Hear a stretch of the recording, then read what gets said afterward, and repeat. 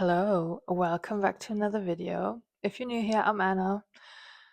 Today I'll be sharing my summer TBR with you. I have my coffee, I have my books, and yeah, let's chat about summer reading. Just to preface this list and this video a little bit, I have created a summer TBR with books that I definitely want to read this summer. That does not, however, mean that I'm not allowed to read any other books. These are just the ones that I definitely want to get to, and I will hold some space for mood reading as well, because I am a big mood reader and I know that there will be books that I will hear about or that I will see at the library or at the bookshop and want to read immediately. So those are, of course, not on my TBR, but they might get read by me this summer. But today I want to talk about those fixed entries on my summer reading list. I'm just thinking about the order that I will go in, but yeah, I might start out with the big one, the one that all my summer reading kind of revolves around. And you saw the thumbnail, so you know what's going on. John Steinbeck, The Grapes of Wrath. This is my Steinbeck of the summer, Steinbeck Summer 2026. Last year, I read East of Eden. That was my big summer read last year. And I thought, okay, I need another Steinbeck for summer because Steinbeck to me now means summer reading. So this, of course, I think for a lot of people, this is the one that they turn to after having read East of Eden. Some people might even start with this one and then read East of Eden. And of course, Steinbeck does have other books, but I see these two compared to each other the most, probably because they're both family stories. And I can't wait to spend another summer with my homeboy, Mr. Steinbeck. And this is the story of, as I've said, it's another family story. It is set against the background of Dust Bowl, Oklahoma, and Californian migrant life. It tells the story of the Joad family, who, like thousands of others, are forced to travel west in search of the promised land. So, again, similar to East of Eden, and of course, very much Steinbeck, a very US American story, which who would have thought? Who would have thought I would fall in love with this author's stories about farming and agriculture and making use of the land that is the United States? Not me, definitely not me. But yes, I am very intrigued about this book. I can't wait to read it. I will save it for my holiday. Unfortunately, summer is probably the most busy time at my job. So I want to wait until I'm off work and then really dive into the story. I'm very keen on the Dust Bowl setting, and I'm sure I will not shut up about reading this book, so you'll definitely hear my review, my opinion, and yeah, just the way the book makes me feel. I had a very emotional reaction to East of Eden, so let's see how I connect to this story. Next up, another book that has been sitting at home with me for quite some time because I think it was the beginning of the year when I decided to read this during the summer. And I am reading it currently, as a matter of fact, and that is The Odyssey by Homer, translated by Emily Wilson, because girls support girls, and why would I read any other translation? That is just riddled with misogyny that has been added by certain translators.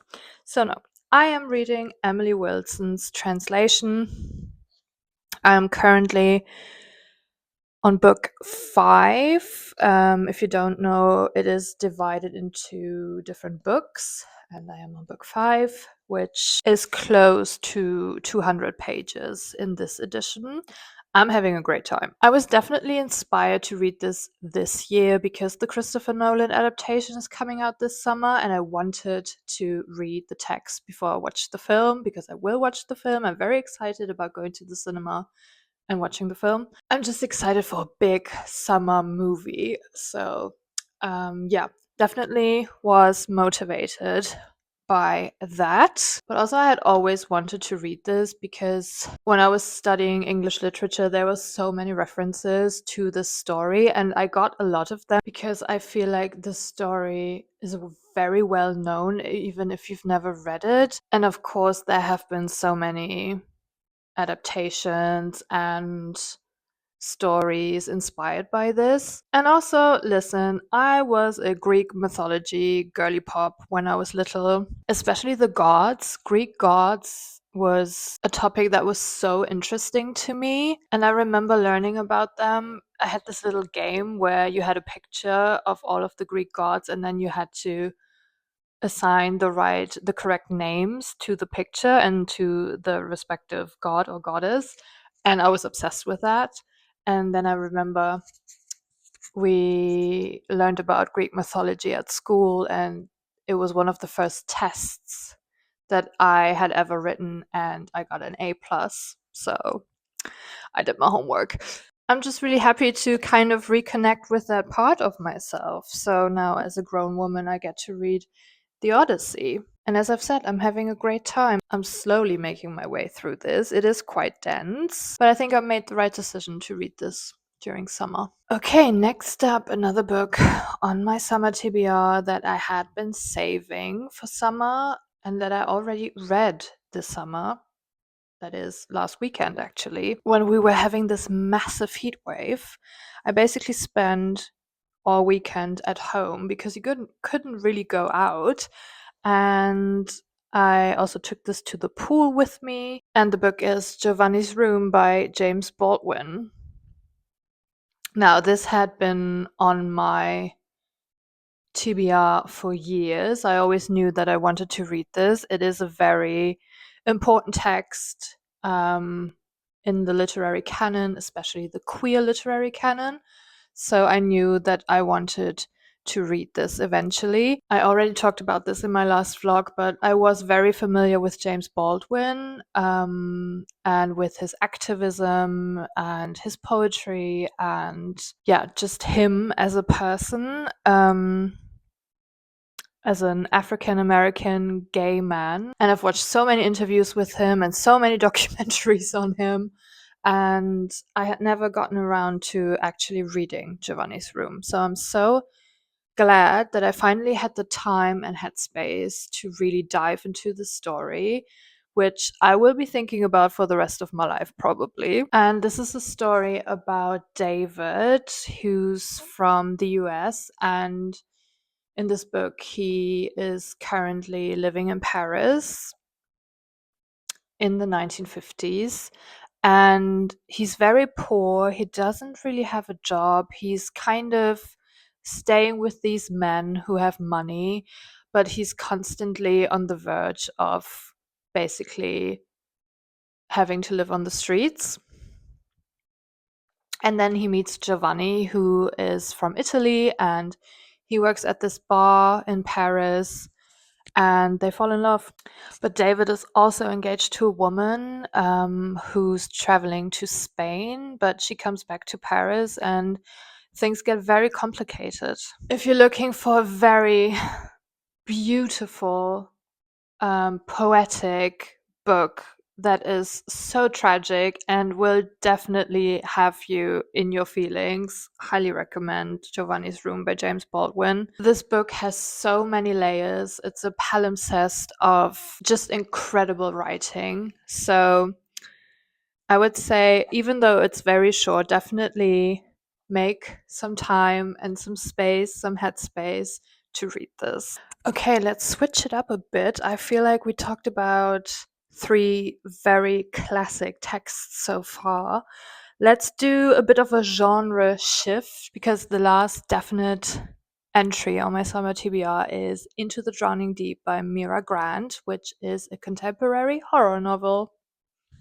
Yes, your girl loves some horror, especially in summer.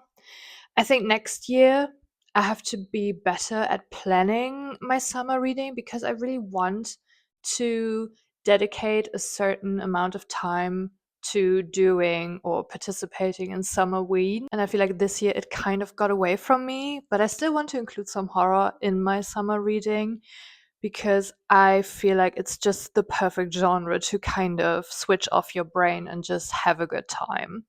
So I pre-ordered this with my library. I still have to pick it up. I will pick it up this week. And this book came recommended by another booktuber who did a video on perfect horror books for summer. And he had this tier list ranging from, okay, this is horror, to, oh my god, this is so disturbing, maybe don't read this, which quite intriguing to me. But I think this one was in the first or the second tier. I can't quite remember.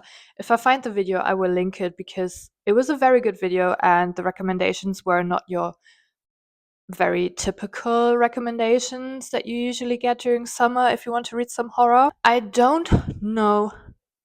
My bandana is slipping. I don't know too much about this book. I know that one of my favorite booktubers, Heather, also read this recently. I think the story follows a submarine crew that is setting out to find the remains of their prior submarine crew. So there was the submarine that was going out to do research on something and they never returned. So now the second generation, so to speak, is following them and trying to find out what happened to them. And the horror in this book apparently comes from mermaids. So there are these mermaids that seem to be very dangerous, not very friendly, that probably have something to do with the disappearance of the first crew. And I know we already talked about my childhood obsession with Greek mythology. Mermaids also very much on that list, always have been, always will be, probably. So I'm very excited to read about these savage mermaids. Okay, those are the books that I definitely want to get to. I also have 2 runner-ups, 2 options that I'm thinking about reading this summer because I already have them at home and I think they would be perfect for summer. So I will briefly talk about them. But yeah, just to let you know that these are optional and not necessarily a must read this summer. But I thought maybe you want some more inspiration, so I would briefly mention them. First of all, I have this book called On the Savage Side by Tiffany McDaniel. I think I bought this maybe not even last year, maybe 2 years ago. I had never heard about this book, but I saw it at the bookshop and it sounded quite intriguing. Tiffany McDaniel also wrote Betty, which I haven't read either. But this is a girlhood friendship story, which I always love, especially during summer, about Arcade and Daffodil. Those names are amazing. They are twin sisters born 1 minute apart with their fiery red hair and love for their grandmother's stories. They form an unbreakable bond. Together, they disappear into their imaginations and create a world of their own. But no matter how hard they try, Ark and Daffy can't escape the past that lingers in the shadows of their rural Ohio town. When local women turn up dead in the river, the sisters must cling ever tighter to each other as the powerful riptide of the savage side becomes more difficult to survive. And it also says that it is based on the true story of women killed in Ohio, and this is considered a moving literary testament and fearless elegy for missing women everywhere. I had a very heavy true crime phase, and I don't really consume true crime anymore, but I have found out over the last few years that I really enjoy literary fiction that is based on true crime stories. So I think that was one of the main reasons why I picked this up. Also, I just love the cover. And as I've said, I like these girlhood stories that have a little bit of mystery to them. It reminded me a lot of Brutes, which I also loved. So, which is also a good summer read if you're still looking for one. Brutes by Dis Tate. I read this 2 or 3 summers ago. Amazing. I love this book. But yeah, it reminded me a little bit of that. So I thought, why not? Let's see if I can get to it. This bandana, I just put it on and didn't really secure it because I thought, okay, I'm just sitting at home talking about books. The overstimulation is real. All right, last book, another option, which if he knew that I would call him an option, he would probably have a meltdown. Because we are talking about Mr. Problematic, Bret Easton Ellis. And the book we're talking about is The Shards. Again, another book that I've been meaning to read for such a long time now. And my friend Jason actually gave me his copy because he had 2. So thank you, Jason. And yeah, everyone told me to save this for summer because I think it takes place in California, right? Yeah, LA, of course. LA, 1981, Buckley College in heat. I think this is definitely autofiction. At least the main character is called Brett. And I think it's about him at this prep school and these teenagers and his friendship group.